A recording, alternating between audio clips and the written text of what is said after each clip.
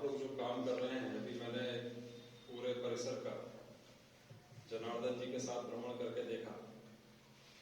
काफी जो सेवा कार्य है वो बहुत उत्कृष्ट था।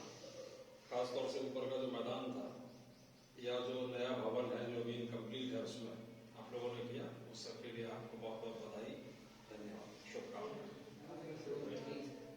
जो विषय है आज का, राष्ट्रीय युवा शक्ति स्वामी विवेकानंद के संदर्भ में, national youth power in the context of Swami Vivekananda. जब हम शक्ति की बात करते हैं, यानी कि एनर्जी की बात करते हैं, तो आप ये जानकर चलिए कि एनर्जी या शक्ति वो हमेशा ही युवा होती है। अगर आपकी उम्र 50 साल है और आप में वो शक्ति है तो आप युवा हैं। अगर आपकी उम्र 100 वर्ष है और आपके अंदर अगर शक्ति है तब भी आप युवा हैं। और अगर आपकी उम्र 20 वर्ष है और आपके अंदर वो एनर्जी नहीं है तो देखने में युवा है लेकिन एक्चुअल में युवा नहीं है। तो जो एनर्जी है, जो शक्ति है, ये दो तरह की है। इच्छा शक्ति, जिसे हम विल पावर कहते हैं, क्रिया शक्ति, power which is behind the action. तो इच्छा शक्ति आपके अंदर होना बहुत जरूरी है। Will power is a must. अगर विल पावर है तब हम उस काम को एक्शन में ला सकते हैं। लेकिन एज के साथ ये पॉसिबल है कि आपके अंदर विल पावर तो बहुत स्ट्रांग हो लेकिन आप उसे एक्शन में तब्दील नहीं कर पाए।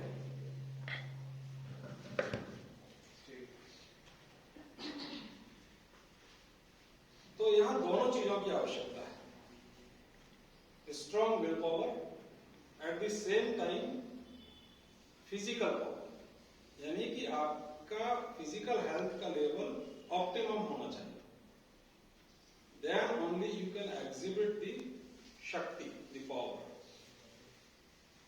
जब हम युवा शक्ति की बात करते हैं तो पावर जो है वो दो तरह की हो सकती है, whether it is positive power or it is negative power, ये हमें चूज करना है। हम अपनी विल पावर का गलत भी उपयोग कर सकते हैं, हम अपनी फिजिकल स्ट्रेंथ का गलत उपयोग भी कर सकते हैं। लेकिन जब विषय आता है राष्ट्रीय युवा शक्ति, नेशनल यूथ पावर, तो उसका मतलब यह है कि हम पॉजिटिव कंस्ट्रक्टिव यूथ एनर्जी की बात करना चाह रहे हैं। डिस्ट्रक्टिव यूथ एनर्जी भी एग्जिस्ट करती है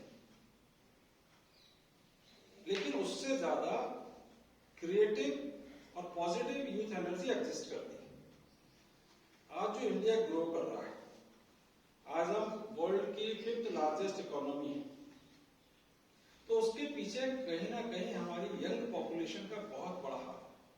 आपको पता है कि भारत दुनिया का सबसे ओल्डेस्ट नेशन है विद द यंगेस्ट पॉपुलेशन।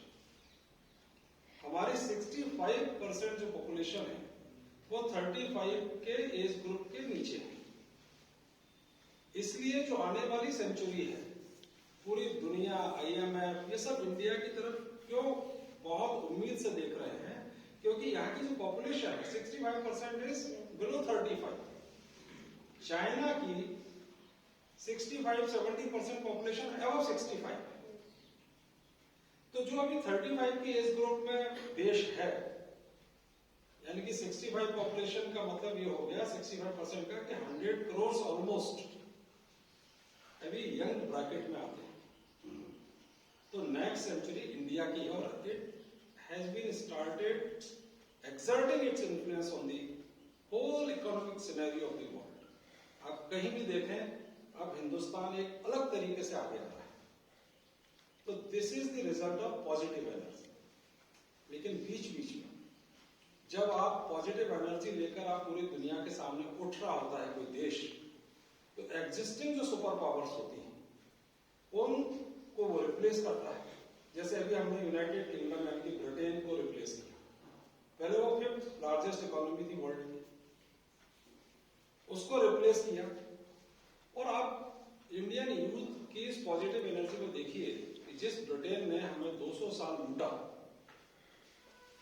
अगर आप हिस्ट्री थोड़ी आपने जानी तो 100 ट्रिलियन डॉलर से ऊपर की लूट भारत के अंदर ये रिकॉर्डेड है, डॉक्यूमेंटेड है, जिसके बेसिस पर पूरी इंडस्ट्रियल रिवोल्यूशन खड़ी की गई।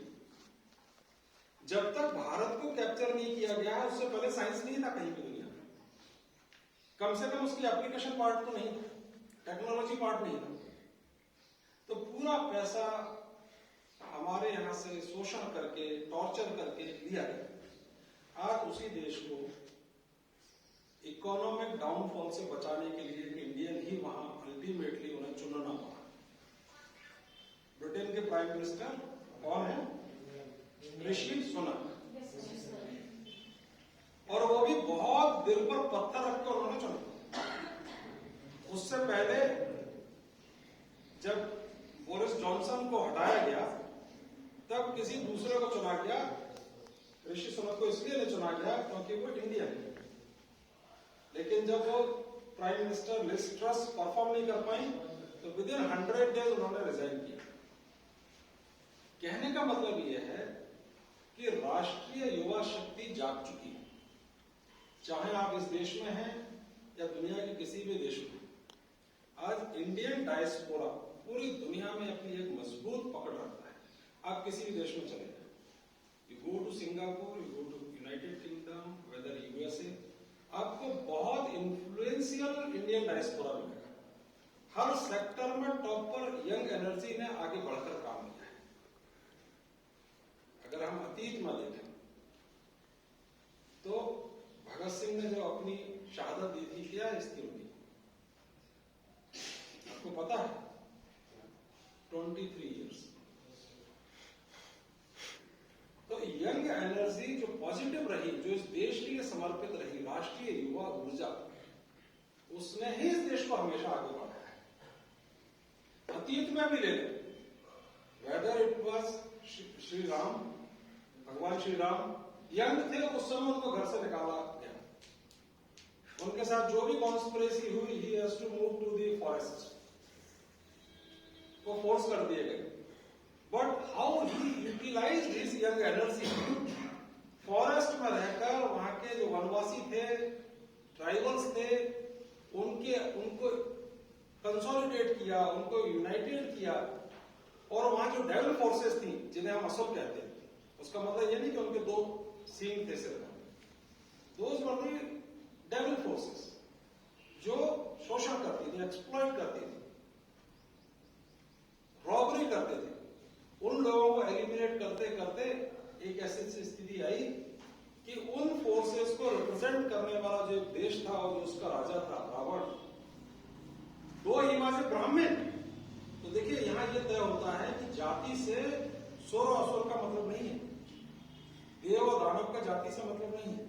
कोई ब्राह्मण है वो भी डेविल हो सकता है, शबरी है वो पॉजिटिव एनर्जी की प्रतीक है, निषाद राज है, he is representing the positive energy. Shri Krishna के कालखंड में आप आ जाइए, he was also very young when he removed Kans from the kingdom. तो यंग एनर्जी ने ही भारत को हमेशा एक डायरेक्शन दिया है, एक दिशा दी है और ऊपर उठाया है। एज फैक्टर इसलिए इंपॉर्टेंट हो जाता है कि उस समय आपके अंदर फिजिकल स्ट्रेंथ है, और जब वही लोग उम्र दराज हो जाते हैं तो अपनी स्ट्रॉन्ग विल पावर से दूसरों को इन्फ्लुएंस करते थे, यंग जनरेशन को गाइड करते हैं उस स्ट्रॉन्ग विल पावर से। They transmit that energy, that strong will power to the coming generations. और जब हम स्वामी विवेकानंद के कॉन्टेक्स्ट में, संदर्भ में इस बात को समझने की कोशिश करते हैं, तो आज हम जो लोग आजाद होकर यहां बैठे हैं, उसके पीछे की most dynamic force was the Swami Vivekananda. अगर आपने हिस्ट्री पढ़ी हो, नेताजी सुभाष चंद्र बोस ने अपनी ऑटोबायोग्राफी लिखी, ये हम लोगों का दुर्भाग्य है। हम महात्मा गांधी की ऑटोबायोग्राफी को सब जानते हैं, नेताजी सुभाष चंद्र बोस ने भी अपनी ऑटोबायोग्राफी लिखी, एन इंडियन पिलग्रिम, अमेज़न पर आपको मिल जाएगी, मंगाइए।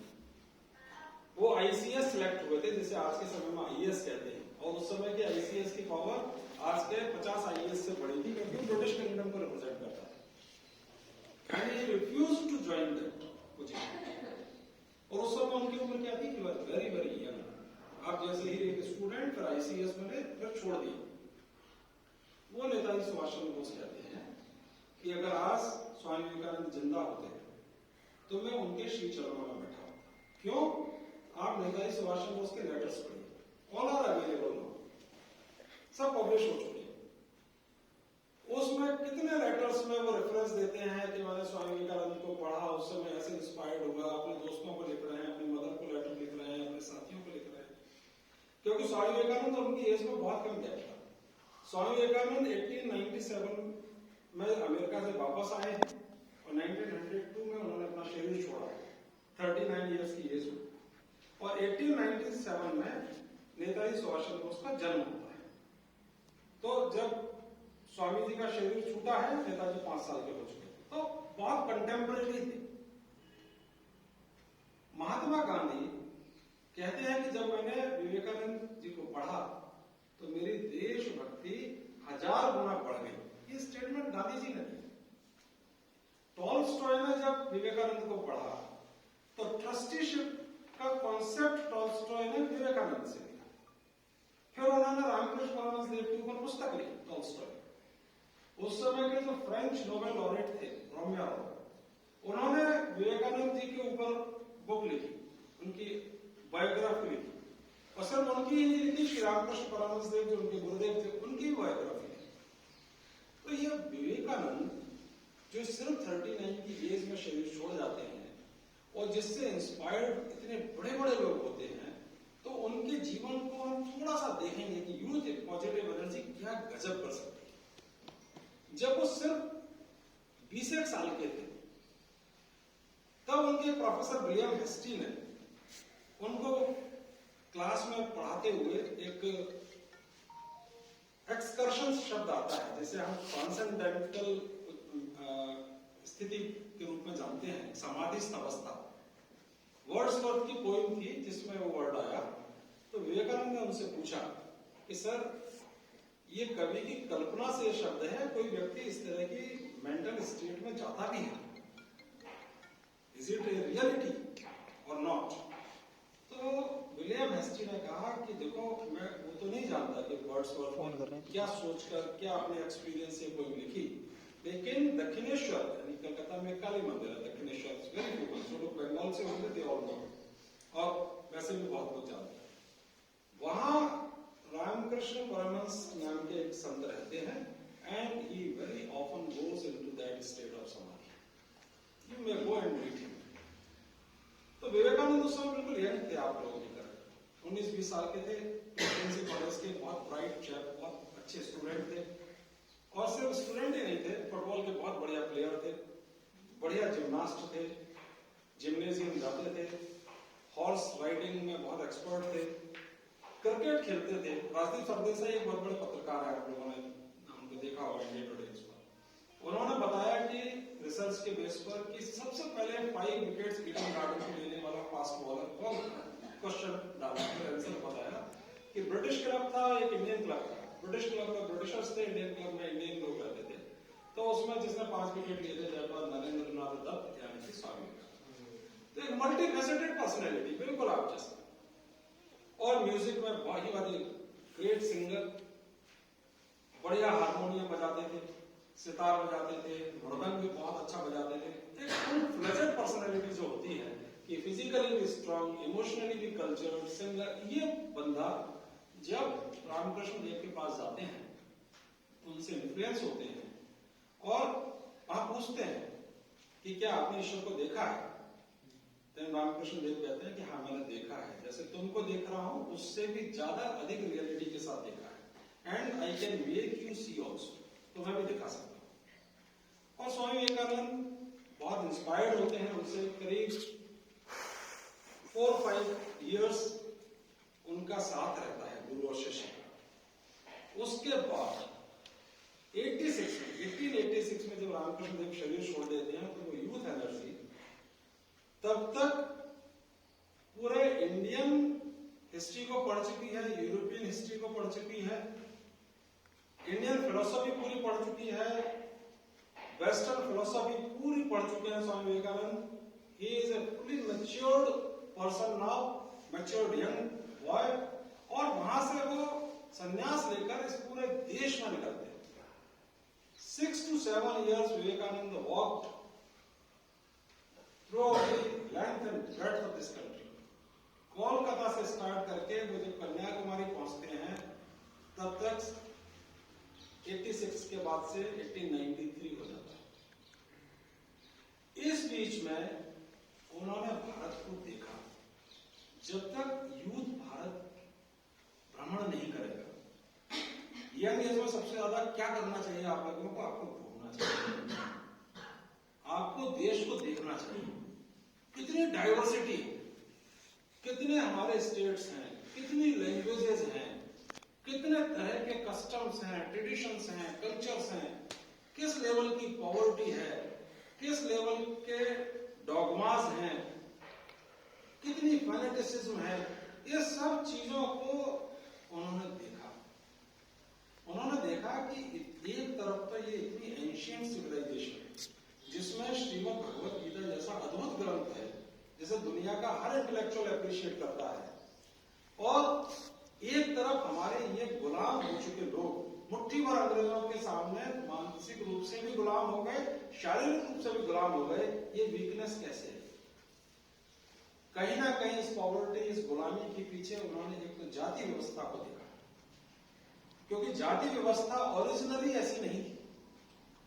Originally it was based on the principle of karma, it was like a profession.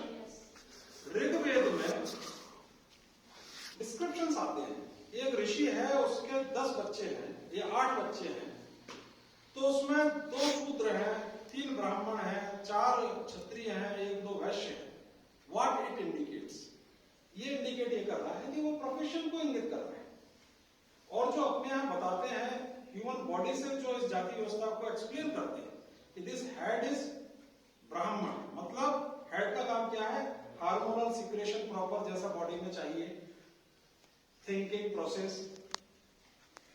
Arms represents the Kshatriya, यानी कि वॉरियर्स जो अपने देश को फौज में जाएंगे, सेना में जाएंगे, स्पोर्ट्स में जाएंगे।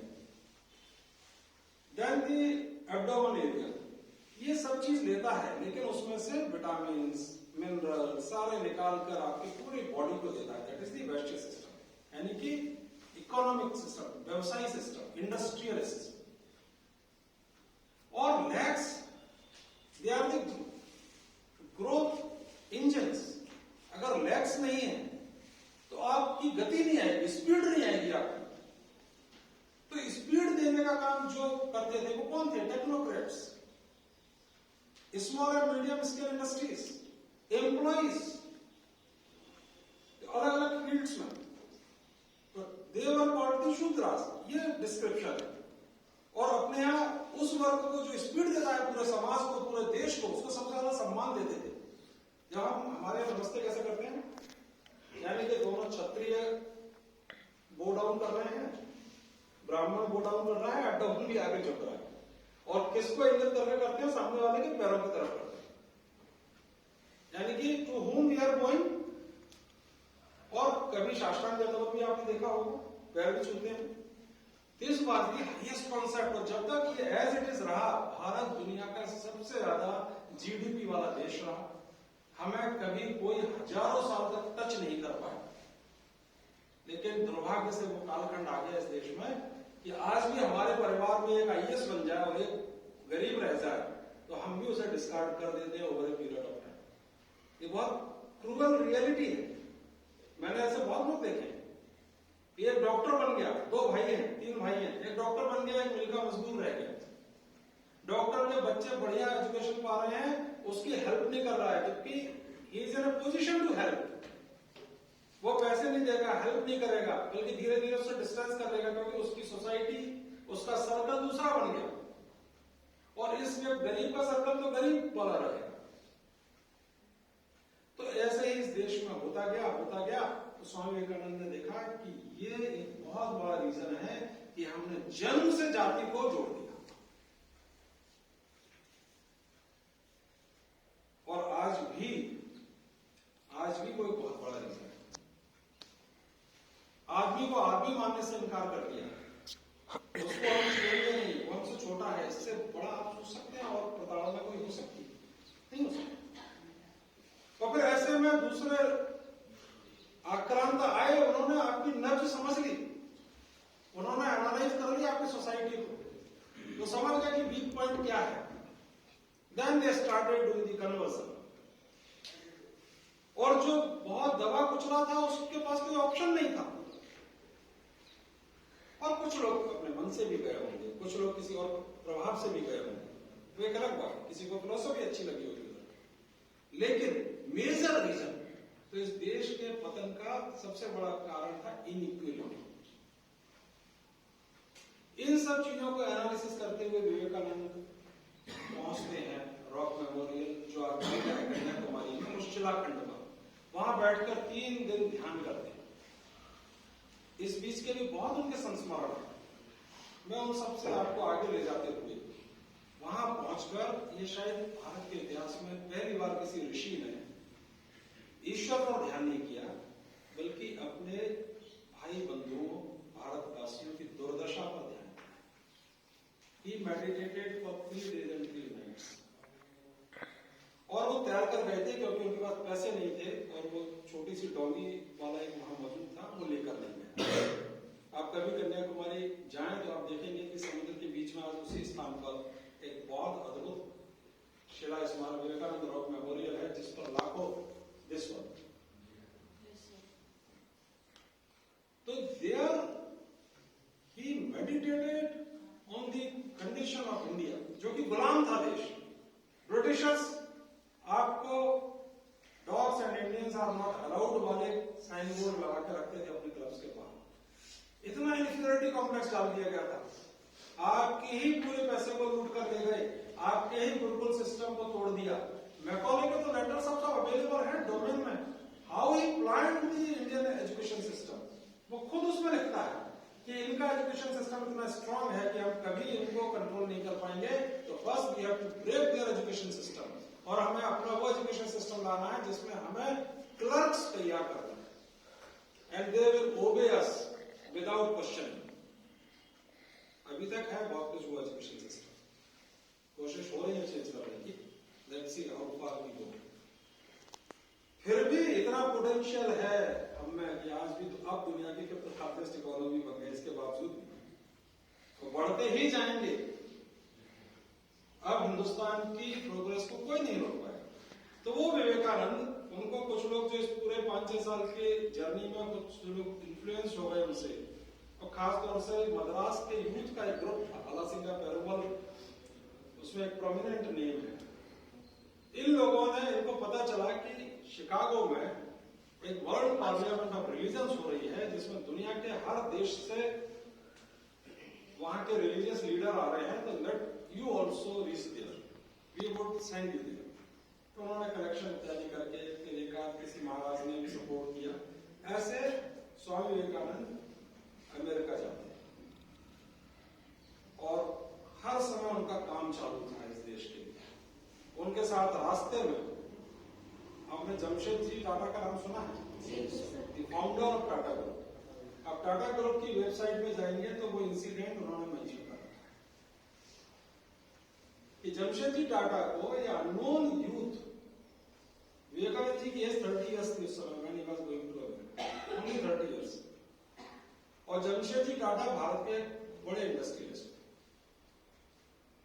लेकिन वो 2-3 महीने के प्रवास में उनके बीच में इंटरेक्शन होता है, और जमशेद जी टाटा बहुत इंप्रेस होते हैं with the knowledge of Swami Vivekananda.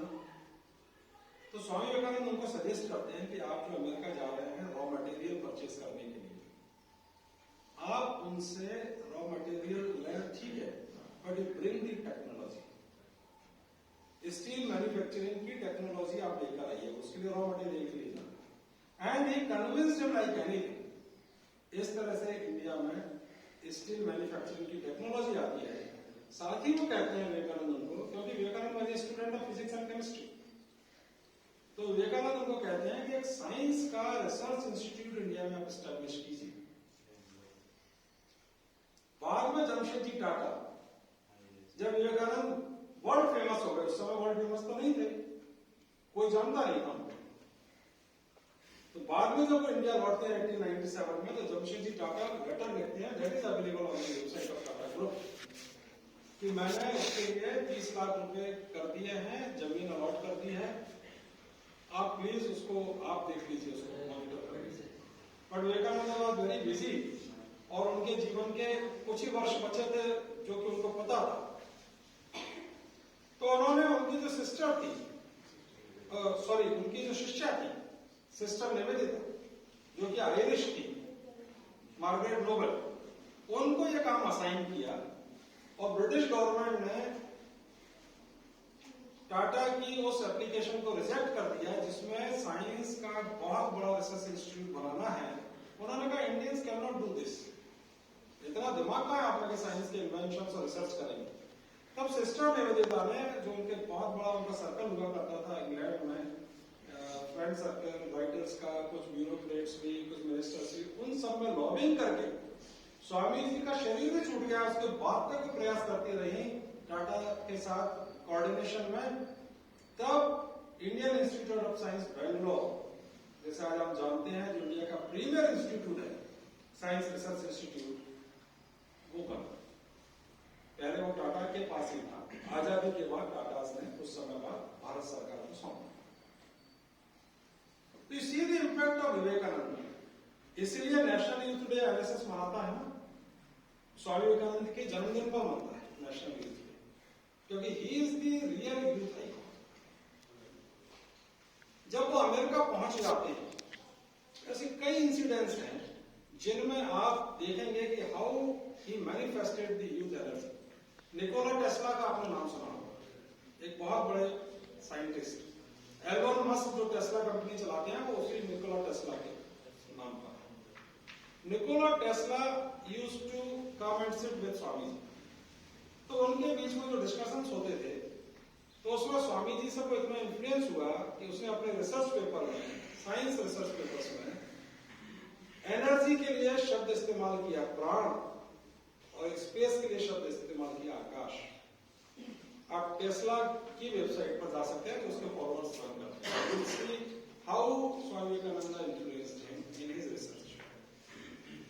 ऐसे बहुत सारे बड़े लोग उस समय के, रॉकफेलर की चैरिटी इंडिया में आजकल बहुत, रॉकफेलर फाउंडेशन बहुत सारे प्रोजेक्ट्स को फंडिंग करते हैं। उस समय दुनिया के सबसे अमीर आदमी थे, और किसी ने उन्हें बताया कि विवेकानंद तो बहुत अद्भुत है, उनसे मिलिए, तो वो अमेरिका में ही उनके जहां वो ठहरे थे मिलने आते हैं। जब वो स्वामी विवेकानंद से मिलते हैं, तो विवेकानंद एक यंग में एक अलग एनर्जी और अकड़ होती है ना, तो वो स्वामी विवेकानंद में, और ये बड़ी डिवाइन थी, डिवाइन इस सेंस में थी कि आप रिप्रेजेंट कर रहे हैं गुलाम देश को, और आप शिक्षा दे रहे हैं दुनिया के सबसे विकसित देश अमेरिका आपको बैठा है, तो कितना कॉन्फिडेंस चाहिए। और फिर आपके सामने रॉकफेलर बैठा है, तो रॉकफेलर से स्वामी जी कहते हैं कि तुम पर इतना पैसा है, तुम चैरिटी क्यों नहीं करते। तो रॉकफेलर को बहुत बुरा लगा, उसकी ईगो हर्ट हुई। उसने कहा मैं एम्प्लॉइज को अच्छी सैलरी देता हूँ, ये मेरा पैसा है, मैं क्यों चैरिटी करूं। तो स्वामी जी ने कहा तुम्हारा पैसा नहीं है, तुम्हारी कैपेसिटी 10 आदमी के बराबर हो सकती है, तुम 10 लोगों के बराबर इंटेलिजेंट हो सकते हो, उससे ज्यादा नहीं हो सकते, लेकिन तुम्हारे पास पैसा जो है ना, वो लाखों लाखों लोगों के बराबर है। तो रॉकफेलर बीच में उठ के चला जाता है, और उसके बाद आप इसके लिए मैरी लुइस वर्क ने बुक लिखी है, new discoveries on Swami Vivekananda. उसमें बहुत ऐसे इंसिडेंट, उसमें पूरी रिसर्च करके दी है। कुछ दिनों बाद कुछ ऐसा इन्फ्लुएंस उस थोड़े से कन्वर्सेशन का उसके दिमाग पर तो पड़ जाता है, वहां से तो वो चले गए, लेकिन सोचते रहे, और फिर आते हैं और स्वामी विवेकानंद को एक बहुत बड़ा चेक उनके साथ उनको दिखाते हैं कि ये मैंने चैरिटी कर रहा हूं। Now Swami you should thank me. तो स्वामी विवेकानंद कहते हैं no no, you should thank me that I gave you this idea and made you to do this charity. Swami Vivekananda का कहना था कि जब आप चैरिटी करते हैं तो जिसको आप दान दे रहे हैं उसको धन्यवाद दो, क्योंकि अगर वो व्यक्ति नहीं होता तो आपको एक पॉजिटिव काम करने का मौका ही नहीं मिलता। तो जिसने आपको अवसर दिया, एक आपके अंदर अच्छी फीलिंग आई ना दान करके, तो ये फीलिंग किस लिए आई? क्योंकि वो व्यक्ति डाउनरोडर है, अभी वो गरीब है या नीडी है। आपने किसी को पढ़ने के लिए बुक्स खरीद के दे दी, आपने किसी के पैर नहीं है तो आपने उसको एक आर्टिफिशियल लेग लगवा दिया। तो ये सब करके अगर आप अपने अंदर ईगो बूस्ट करेंगे तो कुछ मतलब नहीं इसका। लेकिन अगर आप में हम्बलनेस आती है, आप उसको थैंक्स कहते हैं, तो उन्होंने कॉन्सेप्ट दिया ईश्वर भावे जीव से। विवेकानंद कहते थे आप ईश्वर को कहां ढूंढ रहे हो? ये करोड़ों करोड़ों ईश्वर आपके सामने घूम रहे हैं, सर्व दैट। बाकी सब आसान है, आप मंदिर जाके पूजा करके आ सकते, इट्स वेरी इजी। लेकिन किसी आदमी की, किसी ह्यूमन की मदद करना, वहां रियल गट्स लगते हैं, वहां आपका हार्ट इतना छोटा सा हो जाता है। हार्ट का एक्सपेंशन ही हम लोगों को नहीं सीखने को मिल पाता। तो हम चैरिटी करके अपने हार्ट का एक्सपेंशन करते हैं, वही जिंदगी में आगे बढ़ पाता है आदमी। जिसके हृदय में विशालता आ जाती है, उसको प्रकृति मदद करती है, नेचर मदद करता है, ईश्वर मदद करता है, और वो व्यक्ति आगे तक चलता है। और जो संकुचित रहते हैं वो वहीं रह जाते हैं, उनको लगता है कि इतने को ही होल्ड कर लो। लेकिन जो देना सीख जाता है ना, वो जितना देता है उससे ज्यादा नेचर, ईश्वर उसको दे देगा। बस हमें स्वामी जी कहते थे कि देना आपके लिए बहुत लाभदायक है, लेकिन आप में पेशेंस नहीं है, आप में धैर्य नहीं है उस चीज को प्रैक्टिस करके देखने का। आपको लगता है कि तुरंत तुरंत सब चीजें होती चले, हम होल्ड करते चले। लेकिन जब आप पॉजिटिव होकर काम करेंगे, आप देखेंगे कि आपकी जिंदगी ग्रो करेगी। कई एग्जाम्पल है। एक यूथ एनर्जी कैसी होना चाहिए। स्वामी विवेकानंद अमेरिका में अपने 5-6 डिसाइपल्स के साथ कहीं जा रहे थे स्ट्रीट में, अब बातों में सब मशहूर थे, डिस्कशन चल रहा था। उसमें कुछ लेडीज थी, 1-2 जेंट्स थे। अचानक सामने से एक बुल दौड़ता चला आ रहा है गुस्से में, और एक तय गाड़ी को हिट कर देगा, क्योंकि सकरी लेन थी, नैरो लेन थी, और ये सब लोग भागते तो किसी को भी हिट करता। तो स्वामी विवेकानंद ने सबको ऐसे करके अपने पीछे किया, and he stood in front of the bull and he gazed in the eyes of the bull. What happened nobody knows. कि बुल आया दौड़ते हुए, रुक गया, and then he turn and back. कुछ भी हो सकता था ना। हम ऐसे कह सकते हैं कि भाई विवेकानंद जी थे, कोई स्पिरिचुअल पावर थी, may be, may not be, लेकिन अंदर कितनी दयालुता थी, हृदय की विशालता थी, कि अगर ये सब लोग भागे तो किसी ना किसी को तो गिरा ही देगा ना, कुछ भी हो सकता है। क्या इस यूथ एनर्जी से हम इंस्पायर्ड नहीं होंगे? Concentration is the key of success, ये स्वामी विवेकानंद का मंत्र है। और मंत्र ऐसे ही नहीं दिया, उनकी कॉन्सेंट्रेशन पावर क्या थी ये आप लोगों को पता हो। वो एक पेज को सेकंड्स में रीड करते थे। और एक बार एक ब्रिटिश, मैं अगर नाम भूल नहीं रहा हूं तो इंगरसोल करके एक बड़े वहां के फिलोसोफर हुए, उनके यहाँ वो बैठे हैं, और एक बुक को उन्होंने उनसे मांगा और कुछ देर में ऐसे वापस कर दिया। तो उनको ऐसा लगा कि स्वामी जी ने ऐसे ही देख के रख दिया। उन्होंने कहा कि इसको पढ़ने में करीब करीब 1 मंथ चाहिए, बड़ी बुक थी।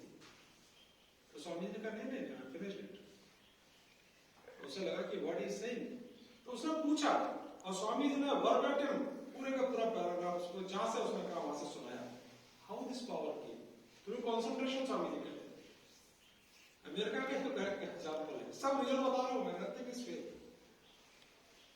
समुद्र किनारे कुछ लोग राइफल शूटिंग की प्रैक्टिस कर रहे थे, समुद्र की लहरों पर बॉल्स डाल के। तो वो लहर के साथ बॉल्स ऐसे ऊपर निकल रही थी, they were trying to hit the target. तो वो नहीं लग रहा, ग्रुप दे वर मूविंग। तो स्वामी जी को देख के हंसी आ गई। तो वो लोग जितने भी बॉयज थे उनको बड़ा गुस्सा आ गया। एक तो सुप्रीमेसी अपने व्हाइट कलर की, और दूसरा पता है कि ये इंडियन है, तो उन्होंने स्वामी जी को घेर लिया। बोले आप हंसे कैसे? इट इज वेरी डिफिकल्ट, इतना आसान नहीं है जो आप हंसती, नहीं तो आप करके दिखाओ। Then Swami ji took his rifle. उसके बाद उन्होंने 7 शॉट लगाए और 7 टारगेट पर लगे।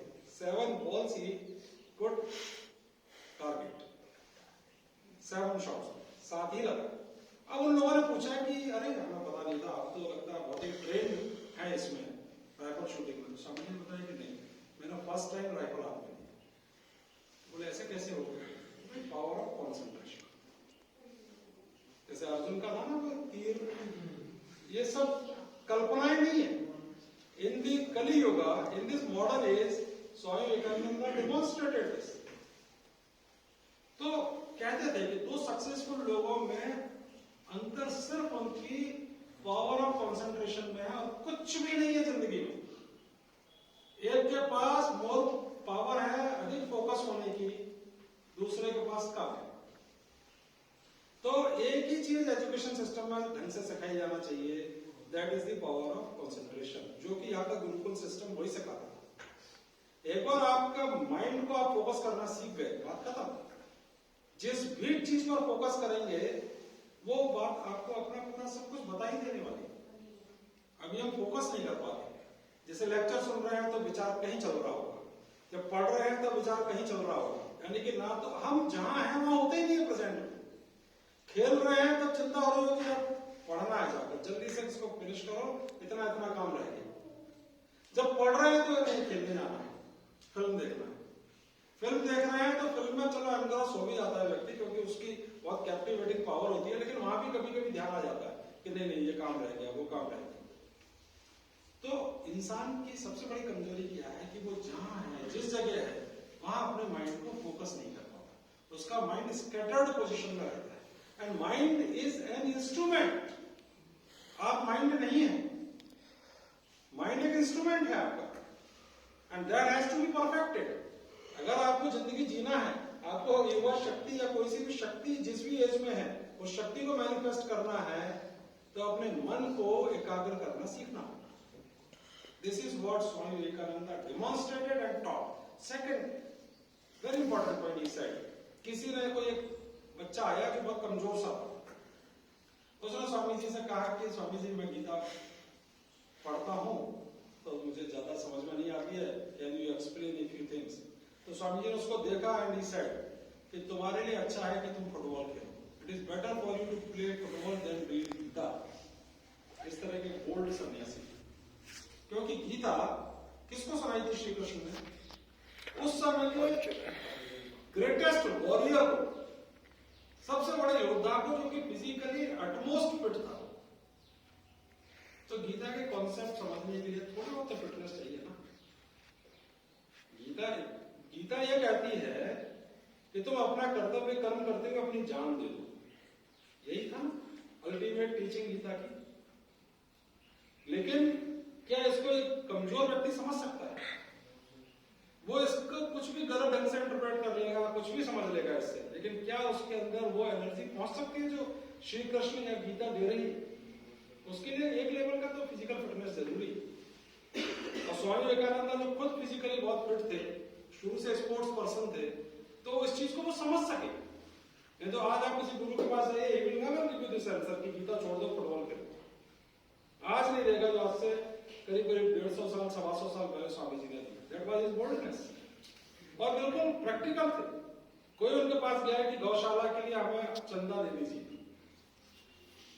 तो स्वामी जी ने कहा कि ठीक है, मेरे पास होता तो मैं जरूर देता, लेकिन आप गौशाला के लिए काम करते हैं, कुछ इंसानों के लिए आपने कुछ हॉस्पिटल से कुछ उनके लिए रिलीफ वर्क कहीं कुछ चलाया है?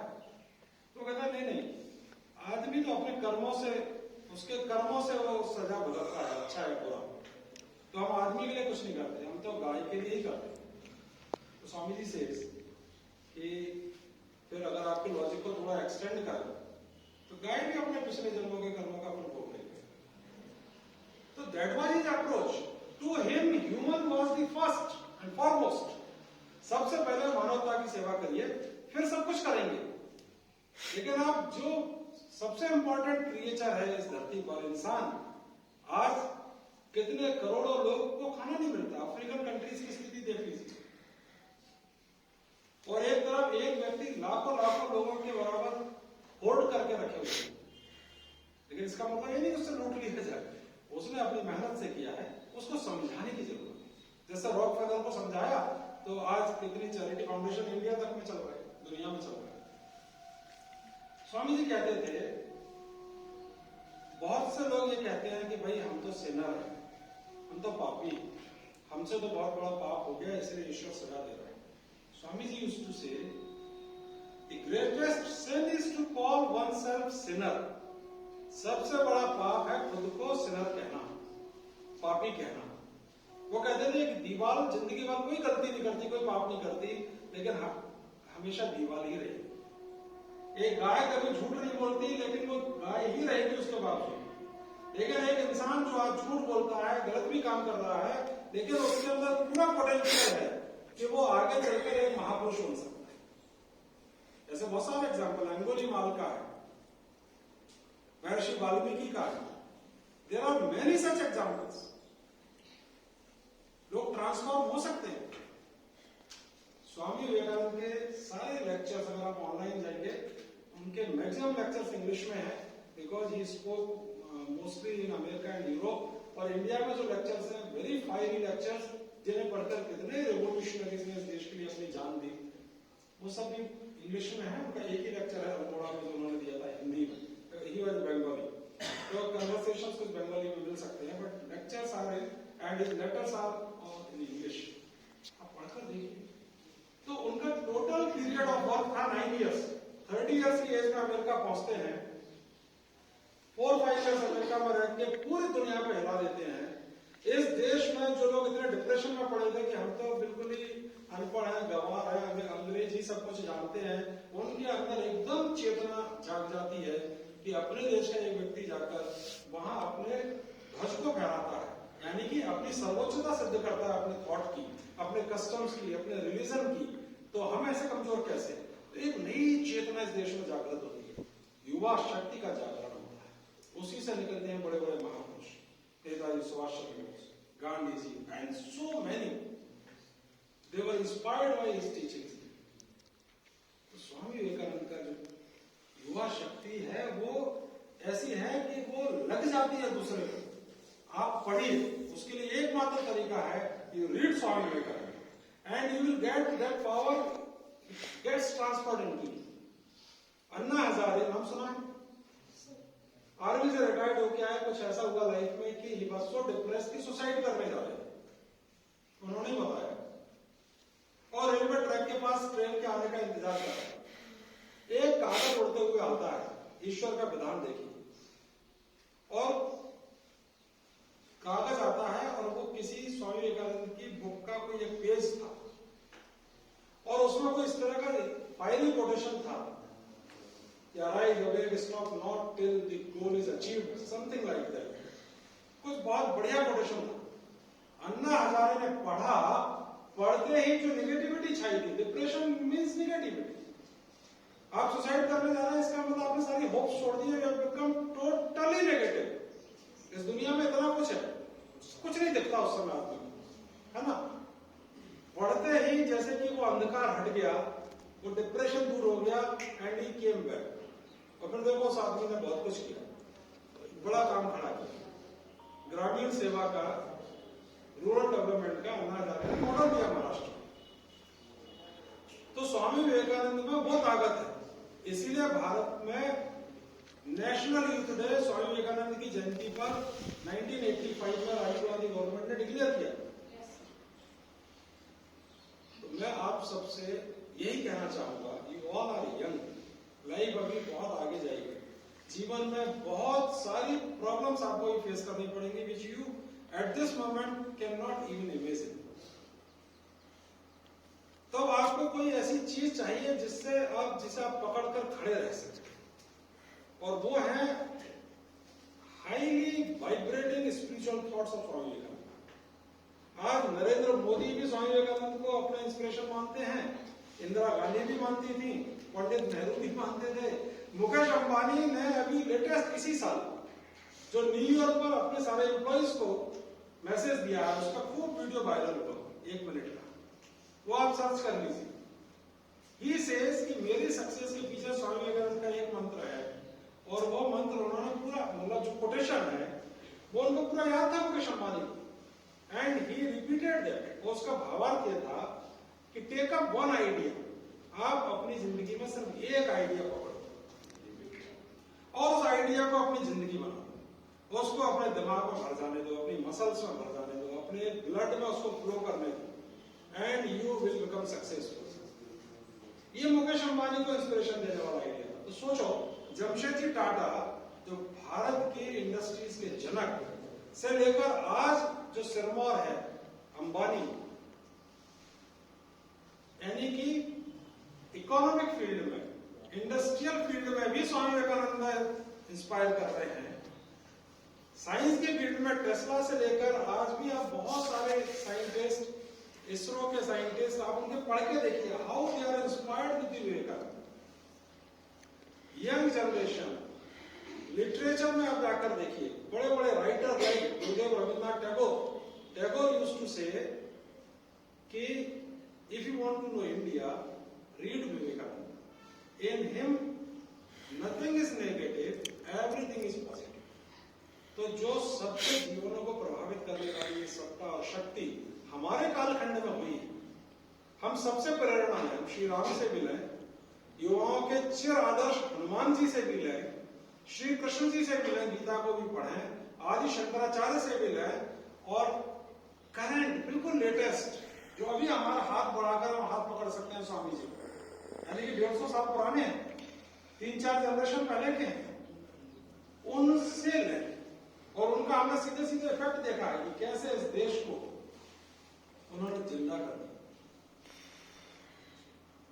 इसी के साथ मैं इस उम्मीद के साथ कि आप लोग ऑल आर यूथ एनर्जीज, आपके सामने बहुत बड़ा भविष्य पड़ा है और आप सब जिंदगी में बहुत सक्सेसफुल हो।